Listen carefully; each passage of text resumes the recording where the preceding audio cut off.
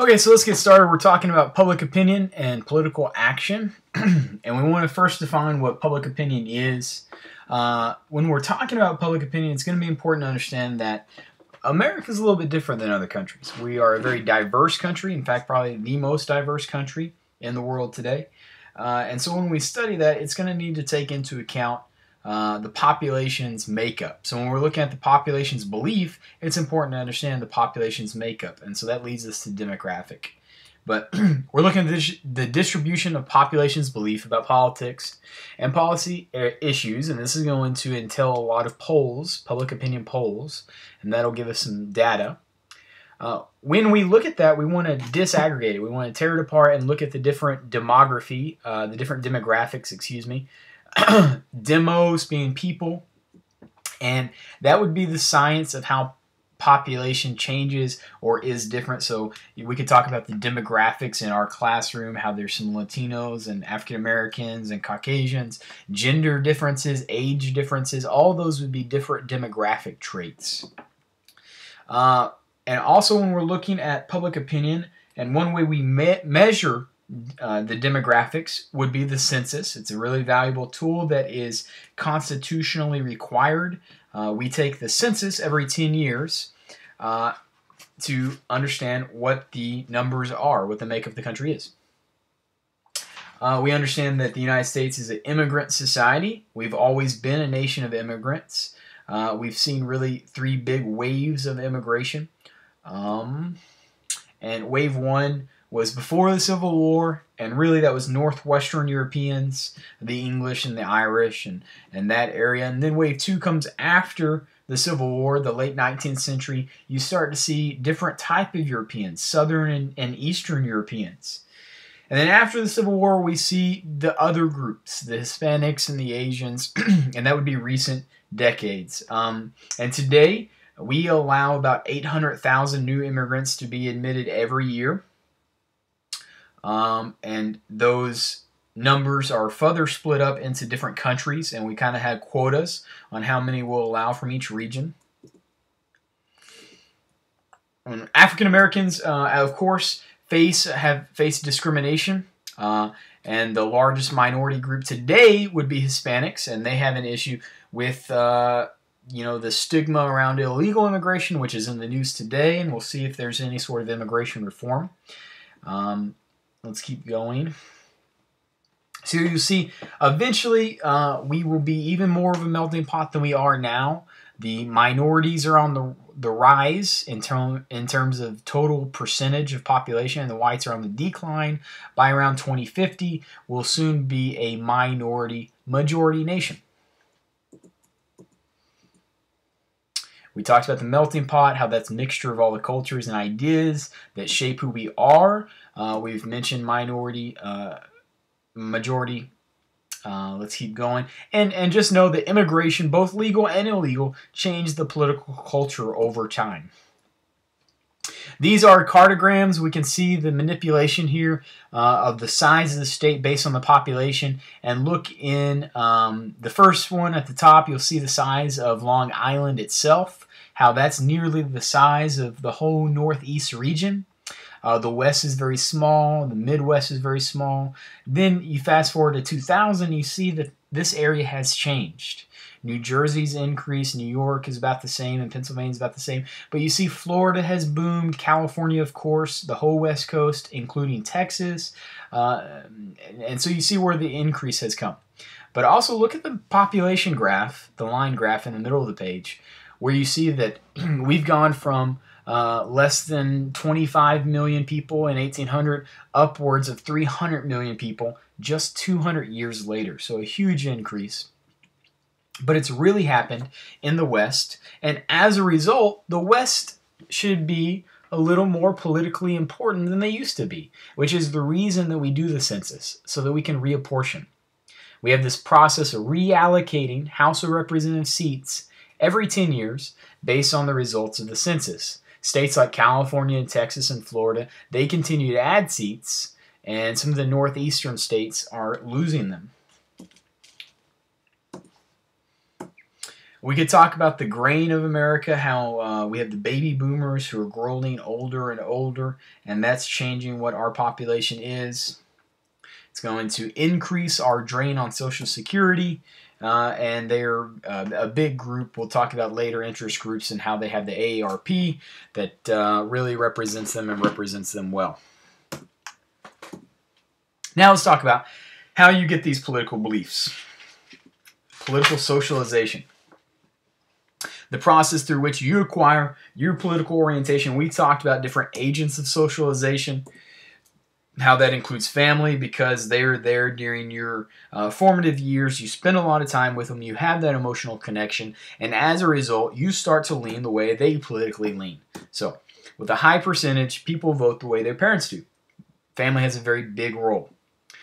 Next is the new parent, mass media, the generation gap in TV news viewing. We see that young people watch TV a lot. If they get any source of news, it's through the TV. This is why it's called the new parent. And as a result, they're really important in the political socialization process. Then third would be school or education.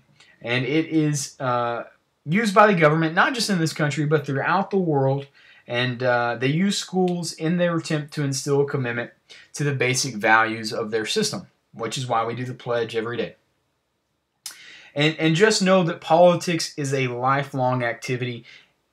Age increases one's political participation over time, and usually you dig your heels in, you become more affiliated with that political party that you lean towards over time. Your political ideology grows firmer over time.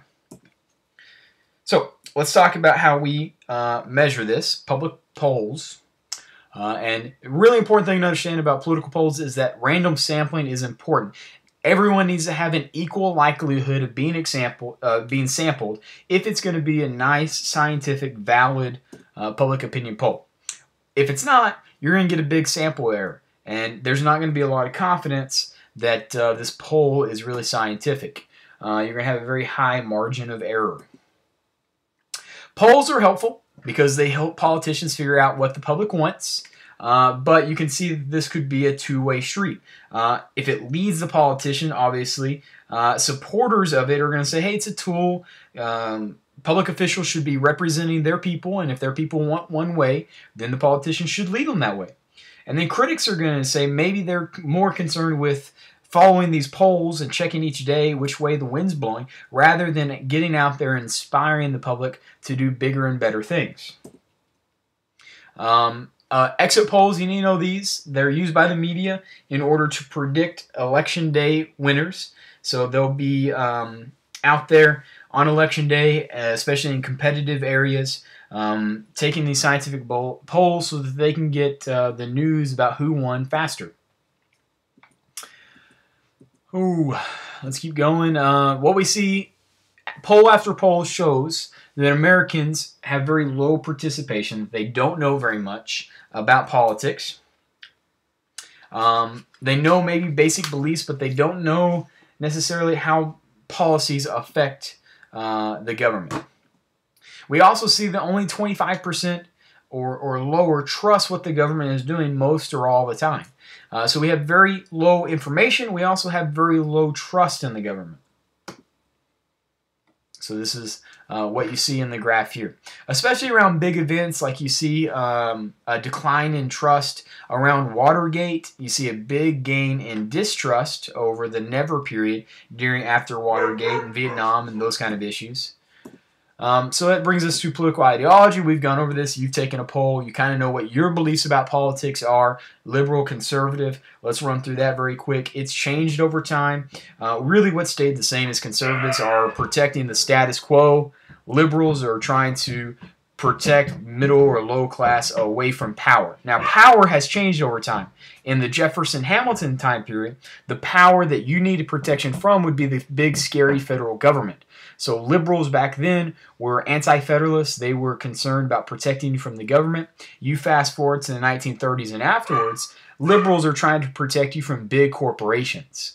And so they're protecting the middle class from monopolies and trust and busting those up. And then government is not scary. It's actually a source of the solution. So the idea of what liberals and conservatives, what policies maybe they represent has changed. But the basic definition is liberals want to protect you from the powers that be. Conservatives generally want to support the status quo power. And this is old data, so we're going to skip that. Let's keep going. Liberals, less military spending, opposed to prayer. They are in favor of affirmative action. They want to tax the rich at a higher degree. They believe that if you solve the problems that cause crime, crime rate will go down. We contrast these with conservatives. They want more military spending. They're pro-life. They want support prayer in public schools, oppose affirmative action, keep taxes low. And they believe that criminals should be punished, not rehabilitated or coddled. Let's keep going. People are going to self-identify as moderate. They don't think in ideological terms. We see that party labels, though, are less have a less negative connotation. So people are fine with the ideas of being labeled a Democrat or conservative. They don't like being labeled maybe a liberal or conservative. Excuse me. They like being labeled Democratic or Republican. They're okay with that. They do not like being labeled a liberal or conservative. Ronald Reagan, most conservative president since the New Deal, really popular. We had this idea of a Republican revolution in the 80s, maybe a new party era. Bill Clinton kind of interrupts that. People liked Reagan, but then they polled and showed that they didn't really like his policies, and so this could swing the election. However, Clinton couldn't pass universal health care. We could talk about hyperpluralism and why there were so many interest groups involved and how they tanked it, but we'll get into that later. Political participation, all the activities used by citizens to influence their leaders. It could be voting, it could be protesting, it could be civil disobedience. So there are a lot of things that fall under political participation. Conventional participation would be voting, working in campaigns or actually running for office, contacting your elected representatives either by phone or writing letters to them. These are kind of conventional ways in which you can affect the political process. Some maybe unconventional ways would be civil disobedience, protests, the idea that you're trying to make dramatic or unconventional tactics to force policy changes. Civil disobedience, you're consciously breaking a law. So there's a little bit of difference there. One, you're trying to get attention. Civil disobedience, you're actually breaking a law, and you're going to suffer the consequences, but it's because you disagree with the policies. We see that people don't think about their public attitudes. They don't think about government, right? There's very low information among the public about this.